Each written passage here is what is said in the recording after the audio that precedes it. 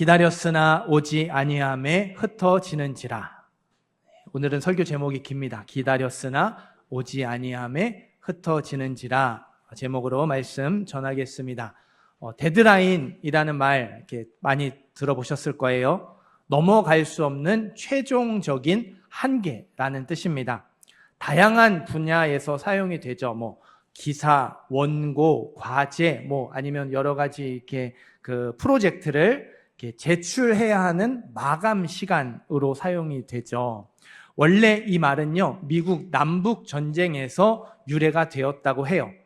당시 이렇게 남군 쪽에 악명 높은 수용소, 섬터 수용소가 있었어요. 1864년 2월부터 1865년 4월까지 1년 2개월이죠. 1년 2개월 동안 약 4만 5천 명의 포로가 잡혀 있었는데요. 그 중에 12,913명이 죽었습니다. 1년 2개월 짧은 시간에 3분의 1 정도가 되는 많은 포로들이 그 수용소 안에서 죽은 거죠. 그래서 악명 높은 수용소가 됐어요. 섬터 수용소 울타리는 4.6m 정도 됐대요. 별로 높지 않죠. 이렇게 막 기어오를 수 있는, 충분히 뛰어넘어갈 수 있는 높이였어요. 탈옥하려는 시도가 많았겠죠. 울타리 안쪽에다가요, 허리 정도 높이 되는 낮은 울타리를 또 만들었어요. 그리고 이거를 넘어가면 이유 여하를 막론하고 탈옥으로 간주했습니다. 바로 그 자리에서 총으로 쏴 죽였어요. 그래서 이 선은 넘으면 안 되는 선, 넘으면 죽는 선, 데드라인으로 불렸습니다. 실제로 포로 한 명이 데드라인과 이 가까운 허리춤밖에 안 되잖아요. 제가 사진을 보니까 울타리를 촘촘하게 박아놓은 것도 아니고 저희 교회 앞에 이렇게 줄 있는 것처럼 나무로 이렇게 그냥 이렇게 말뚝 박아놓고 줄 이렇게 해놨어요. 그 가까운 곳에서 세수를 하다가 물이 많으니까 미끄러졌어요. 그래서 데드라인에 넘어졌습니다. 어떻게 됐을까요? 누가 봐도 탈옥할 의도가 없었는데 총에 맞아 죽었대요. 그러니까 섬터 수용소에 갇힌 포로들에게 이 데드라인은 그 정도로 공포의 대상이었습니다. 시간이 흘러서 데드라인이 마감 시간이라는 뜻으로 바뀐 거죠. 하지만 여전히 많은 사람들이요, 이 원래 의미로 사용하는 것 같아요. 넘어가면 안 되는, 넘어가면 죽는 선.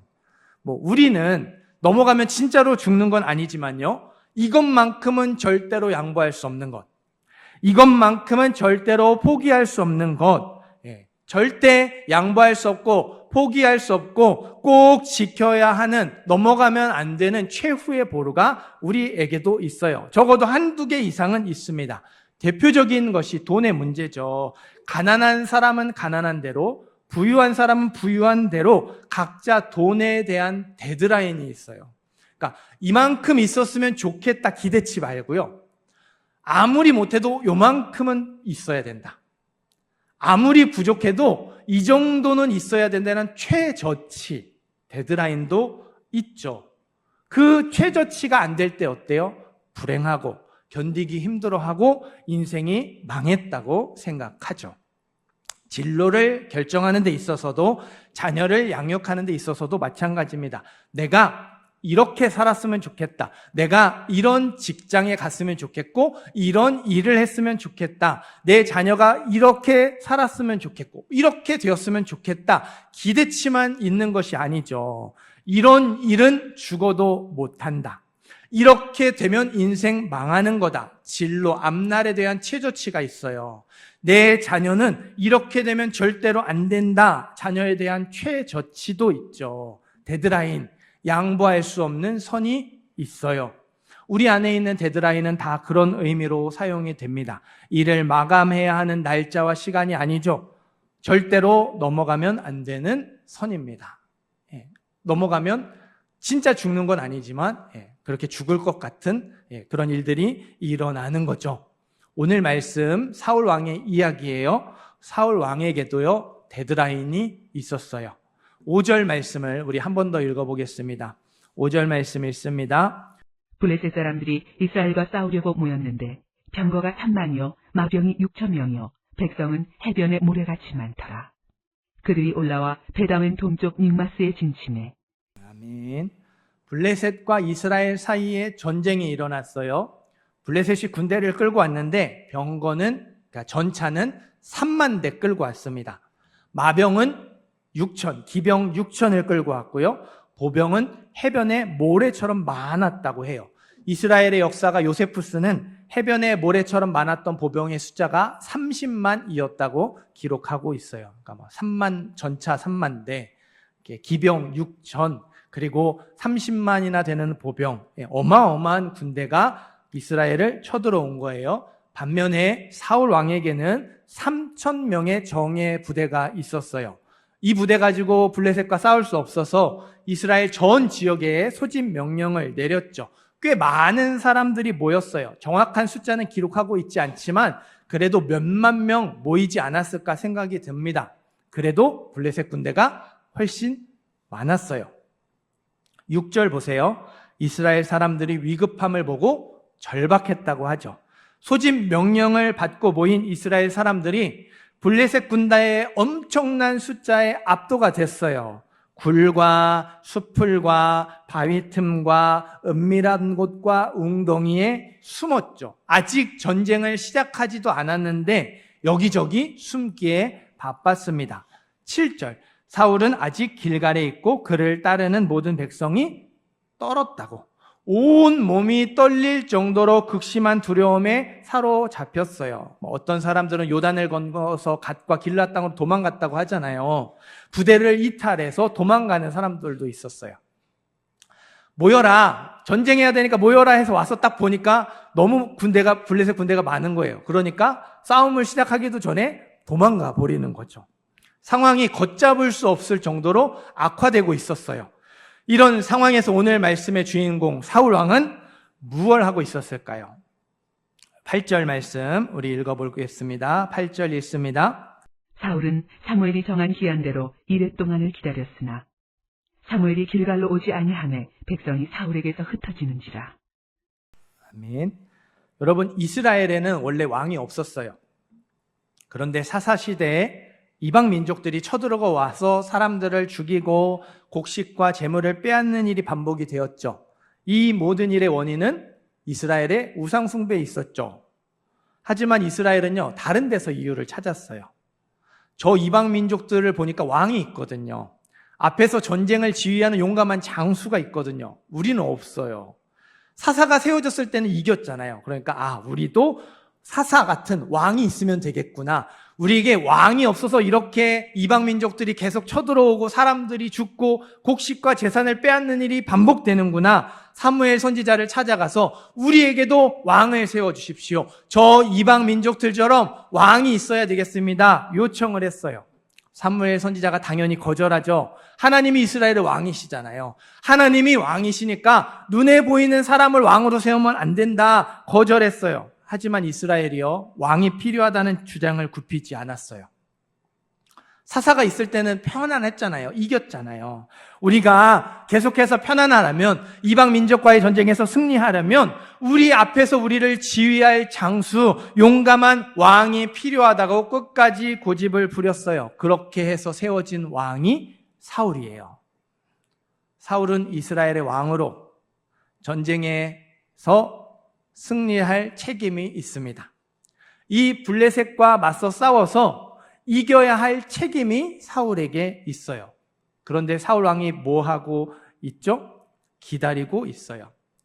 사무엘 선지자와 약속한 일주일을 기다리고 있습니다. 사무엘 선지자가 와서 제사를 드린 다음에 전쟁에 나가기로 약속을 했거든요. 여기저기 숨기에 바쁜 이스라엘 사람들을 다독이면서 일주일을 기다리고 있어요. 도망갔다고 그랬죠. 매일 수십 명씩 도망갔을 거예요. 처음에는 수십 명씩 도망가다가 점점 숫자가 늘어났겠죠. 이제는 수백 명씩 도망갔을 거예요. 그래도 남은 사람들을 다독이면서 일주일을 기다립니다. 전쟁을 승리로 이끌어야 할 이스라엘의 왕, 전쟁에 앞서서, 맨 앞에 앞서서 싸움을 지휘해야 할 이스라엘의 왕이 사무엘 선지자가 오기만을 기다리고 있어요. 성경은 사울 왕의 외모를 표현하는데요. 다른 사람들보다 머리 하나가 더 있을 정도로 키가 컸대요. 우리는 그냥 키 크면 그냥 키가 큰가 보다 하지만 구약 성경에 키가 크다는 건 싸움을 잘한다는 뜻이에요. 그러니까 사울은 왕이 되기 전부터 이미 싸움을 잘하는 용사, 이스라엘에서 손꼽히는 용사였어요. 그래서 이스라엘의 왕이 되었을지도 모르겠죠. 전쟁에서 승리하기 위해서 왕을 세워달라고 했고, 그래서 사울 왕에게 전쟁을 승리로 이끌어야 할 책임이 있어요. 그리고 키가 컸죠. 용사예요. 싸움을 잘하는 능력, 전쟁에서 승리할 수 있는 능력이 사울에게 있습니다. 게다가 사울 왕은요, 이 전쟁이 처음이 아니에요. 블레셋과 전쟁하기 전에 이미 암몬 족속과 전쟁을 했어요. 거기에서 큰 승리를 거둔 경험이 있습니다. 승리의 경험까지 있었다는 거죠.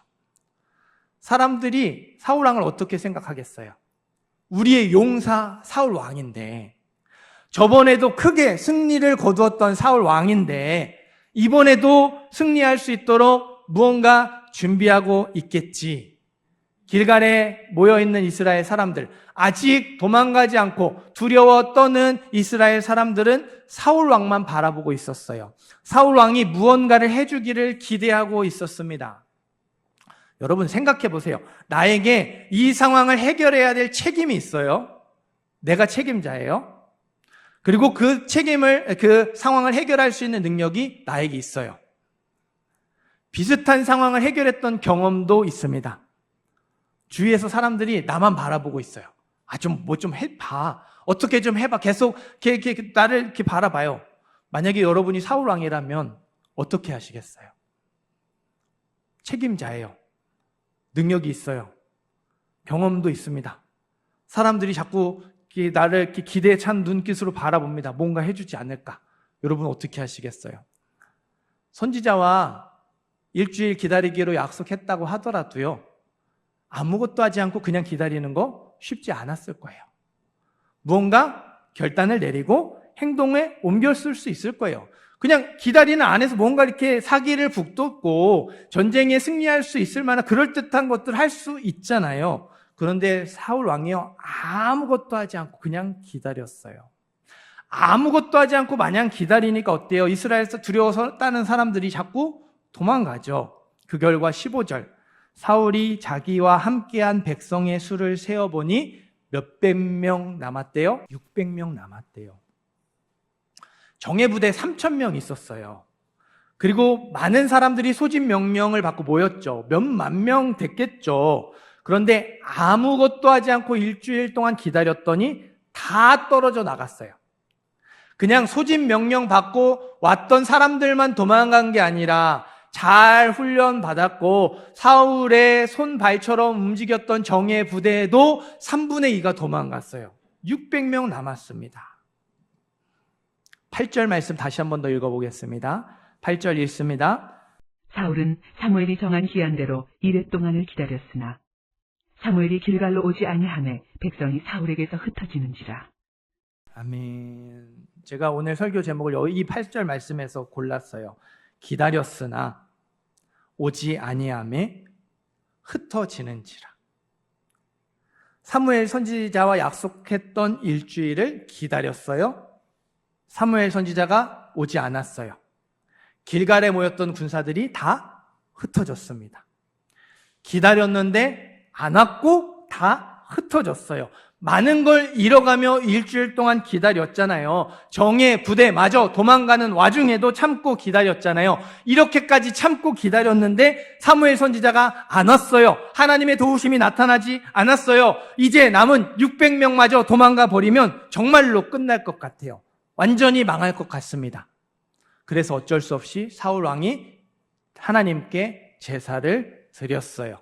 부득이하게 번제를 드렸습니다. 그랬더니 어떻게 됐어요? 10절에 번제 드리기를 마치자 누가 왔습니까? 사무엘이 온지라.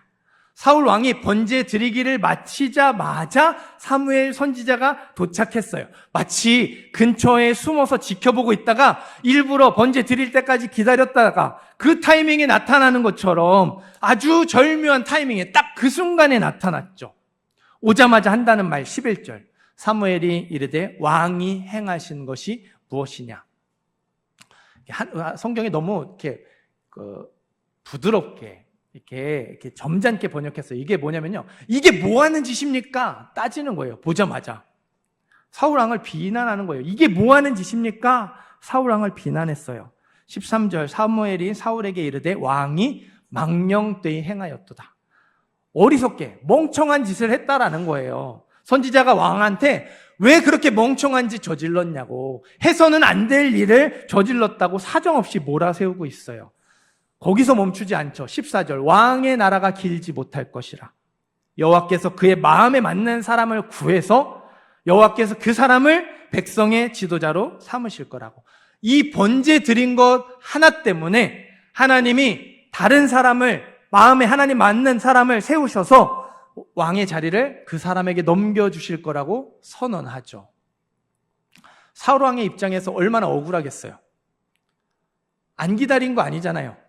지난 일주일 동안 기다렸습니다. 잘 기다렸어요. 꾹 참고 기다렸어요. 기다려도 안 오니까 어쩔 수 없이 번제를 드렸죠. 번제를 드리자마자 기다렸다는 듯이 선지자가 나타났어요. 왜 그 타이밍에 조금 더 일찍 오면 될 걸 왜 그렇게 딱 맞춰서 와요? 그러고선 한다는 말이 왕의 나라가 길지 못할 것입니다. 왕권이 바뀐다는 폭탄 선언을 퍼붓죠. 여러분, 딱 한 번 잘못했어요. 그것도 어쩔 수 없는 상황에서 했죠. 그 잘못이 왕위를 옮길 만큼 큰 잘못이었을까요? 그러면 남은 600명마저 다 도망가고 혼자 남아서 블레셋 군대랑 싸우다가 죽으라는 말일까요? 여러분은 어떻게 생각하세요? 11절과 12절 말씀도 우리 한 번 더 읽어보겠습니다. 11절, 12절 읽습니다. 사무엘이 이르되 왕이 행하신 것이 무엇이냐 하니 사울이 이르되 백성은 내게서 흩어지고 당신은 정한 날 안에 오지 아니하고 블레셋 사람은 믹마스에 모였음을 내가 보았으므로 이에 내가 이르기를 블레셋 사람들이 나를 치러 길갈로 내려오겠거늘 내가 여호와께 은혜를 간구하지 못하였다 하고 부득이하여 번제를 드렸나이다 하니라. 아멘. 사울 왕이 이제 사무엘 선지자에게 변명을 하여 대답을 하죠. 사울 왕의 이 대답을 자세히 살펴보세요. 모든 동사의 주어가요, 나. 1인칭. 네, 나로 되어 있어요. 사울 왕은 철저히 자기 중심적으로 눈앞에 있는 상황을 바라보며 해석하고 있어요. 내 눈에 보이는 대로, 내가 생각하는 대로 판단하는 거죠. 백성은 내게서 흩어진다고 하죠. 내가 이스라엘의 왕이에요. 그래서 나에게 이 전쟁을 승리로 이끌어야 할 책임이 있어요. 나를 도와줄 군대가 이 자리에 있었는데 이 군대가 없어졌다고. 이 군대가 나에게서 사라져버렸다고 얘기하죠. 블레셋 사람을 내가 보았다고 얘기하죠. 지금 내 눈에는 이 전쟁을 승리하게 하시는 하나님은 안 보이고 블레셋 군대만 보인다고. 저 3만 대의 전차와 6천 명의 기병과 30만의 보병, 저 엄청난 블레셋 군대만 내 눈에 보인다고 얘기하고 있어요. 그래서 내가 이르기를, 내가 생각한 대로, 내가 결정한 대로 움직여야겠다고 마음을 먹었다고 이야기하죠. 블레셋 사람들이 나를 치러 내려온다고 해요. 사울 왕은요, 하나님의 군대인 이스라엘을 공격한다고 말하지 않아요. 이스라엘과 함께 하시는 하나님을 공격한다고 말하지 않죠. 블레셋이 이스라엘의 왕인 나를 공격한다고. 내가 이스라엘의 왕이니까 블레셋 사람들이 이스라엘의 왕인 나를 잡으러 온다고. 진짜 이스라엘의 왕은 하나님이시잖아요. 근데 진짜 이스라엘의 왕이신 하나님은 사라져버리고 나만 있어요. 내가 이스라엘의 왕이라서 나를 잡으러 온다고 하죠. 결정적으로 내가 여호와께 은혜를 간구하지 못하였다. 여기서 은혜는요, 하나님이 주시는 은혜가 아니에요. 사울 왕이 원했던 도움입니다. 지난번에도 제사 드리고 하나님이 도와주셔서 전쟁에서 이겼잖아요. 그렇게 하나님이 도와주셔야 되는데 사무엘 선지자가 늦어서 제사를 못 드려요. 그래서 하나님이 나를 안 도와주세요. 그러니까 하나님이 내 뜻대로 움직여 주셔야 되는데 이 위급한 상황에 내가 원하는 대로 움직여 주셔야 되는데 그렇게 안 해주시니까 내가 하나님의 도움을 어떻게든 받아내야 하니까 내가 번제를 드렸다. 내가 원하는 걸 이루기 위해서 이 예배를 드린다. 예배를 수단으로 바꾸었다라는 거죠. 말도 안 되는 핑계를 대고 있어요. 설교를 시작하면서 이것만큼은 절대로 양보할 수 없는 것, 이것만큼은 절대로 포기할 수 없는 것, 절대로 넘어가면 안 되는 선이 우리에게도 있다고 말씀드렸어요. 우리 안에 데드라인이 다 있어요. 여러 가지 분야에서 데드라인이 있습니다. 사울 왕에게도 데드라인이 있었어요. 사무엘 선지자와 약속했던 일주일. 그 일주일이 사울 왕의 데드라인이었죠. 데드라인 안에서는요, 정말 그렇게 기다릴 수 있을까 싶을 정도로 잘 기다렸죠. 수십 명씩, 수백 명씩 도망가는데도 꾹 참았어요. 이스라엘의 왕이자 용사잖아요. 잘 싸울 능력이 있고 승리의 경험도 있고 주위 사람들의 기대를 한 몸에 받고 있는데 아무것도 하지 않았어요. 데드라인 안에서는 믿음으로 반응했습니다. 너무너무 훌륭하게 아름다운 모습으로, 정말 괜찮은 모습으로 그렇게 반응했어요. 그런데 사무엘 선지자와 약속했던 일주일이 다 되어가고 있어요. 데드라인이 점점 가까워져 오고 있었습니다. 이제 곧 데드라인을 넘어갈 것 같아요. 데드라인을 넘어갈 것 같으니까 믿음의 기준이 중요하지 않게 되죠. 오로지 내 기준이 중요하게 되는 거예요. 사울왕이 사무엘 선지자에게 말하잖아요. 당신은 정한 날 안에 오지 않았다고.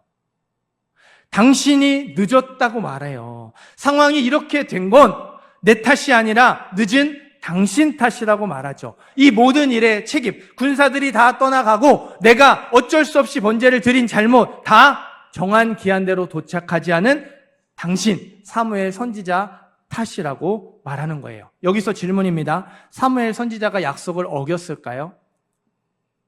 약속했던 일주일이 지난 후에 늦게 도착을 했을까요? 아니에요. 대부분의 학자들은요, 사무엘 선지자가 일주일이 지난 후에 도착한 게 아니라 딱 맞춰서 도착했다고 해요. 그러니까 뭐 당시에는 우리처럼 뭐 분, 초, 이 시가 있는 정확한 시계가 없었잖아요. 대충 이맘때쯤 이렇게 올 거라고 약속을 했겠죠. 그래서 그렇게 약속했던 시간이 오후 12시라면요. 사무엘 선지자는요. 오전 11시 59분 59초에 도착했을 거예요. 안 늦었어요. 정말 아슬아슬하게 딱 맞춰서 도착을 했을 뿐이죠. 실제로 늦지 않았어요.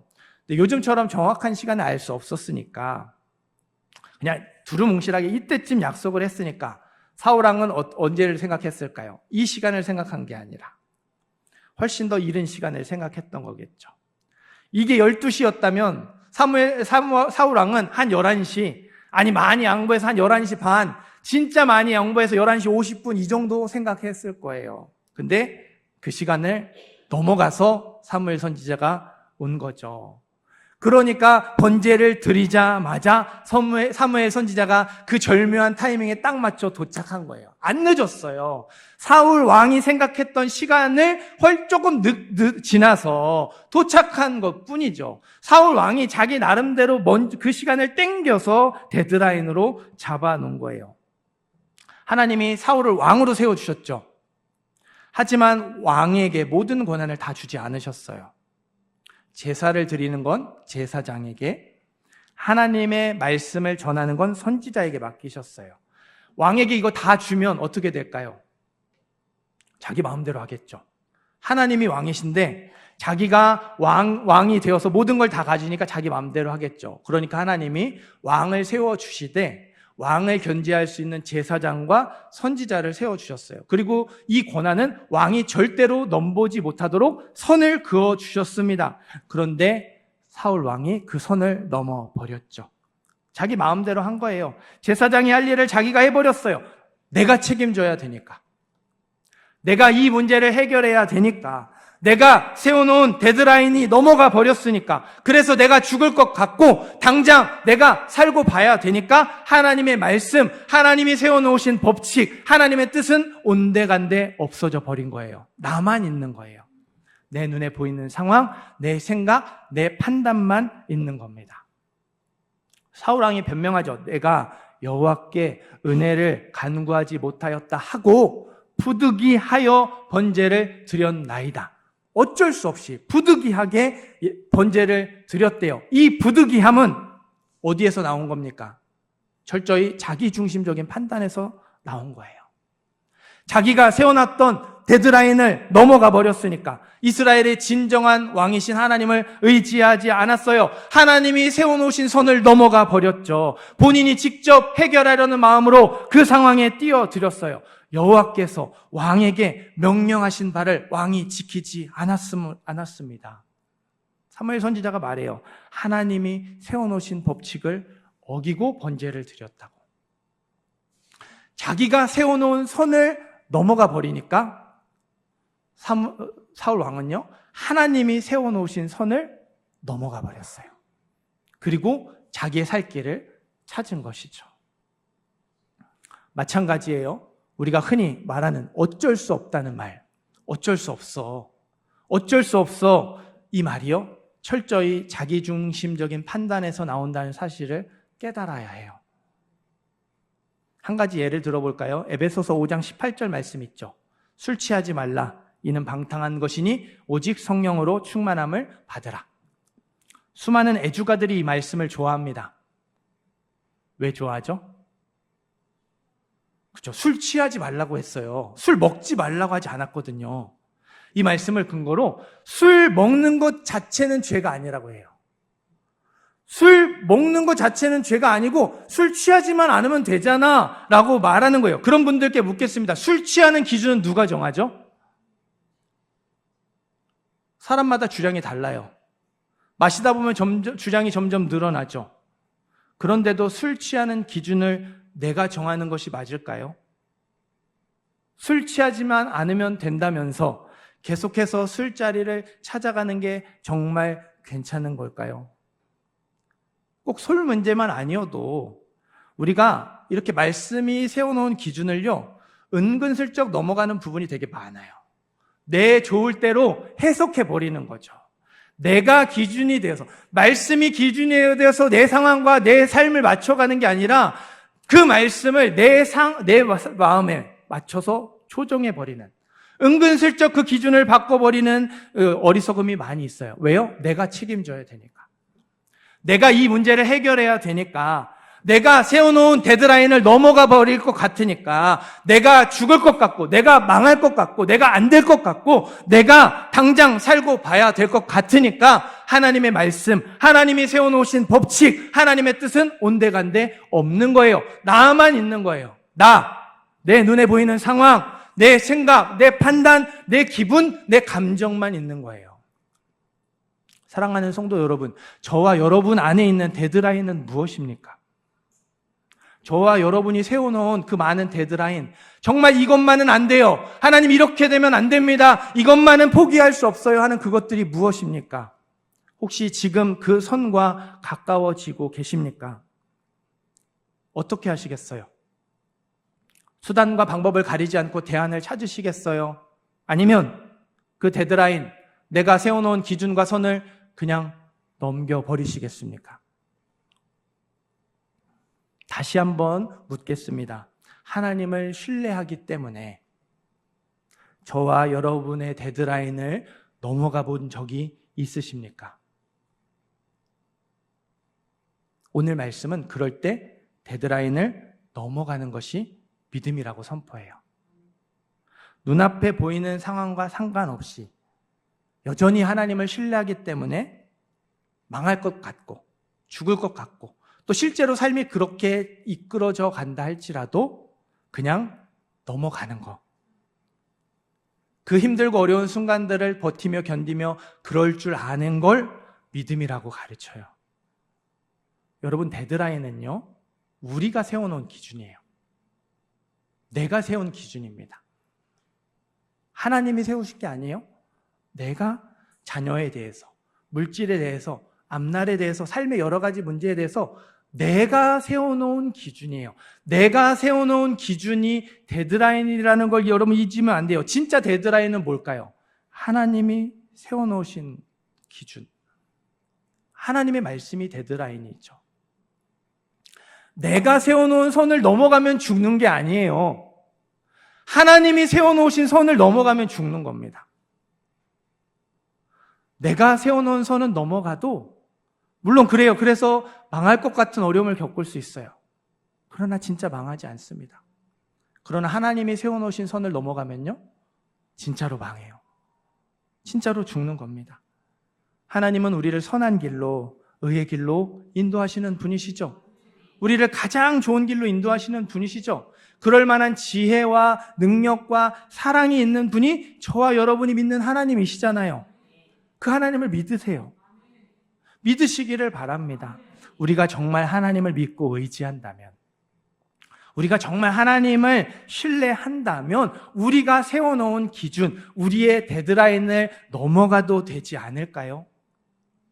그냥 넘겨버려도 되지 않겠습니까? 물론 하나님이 우리를 잘 아세요. 우리가 하나님의 약속을 기다리며 살아가는 게 얼마나 힘든 일인지를 너무 잘 아세요.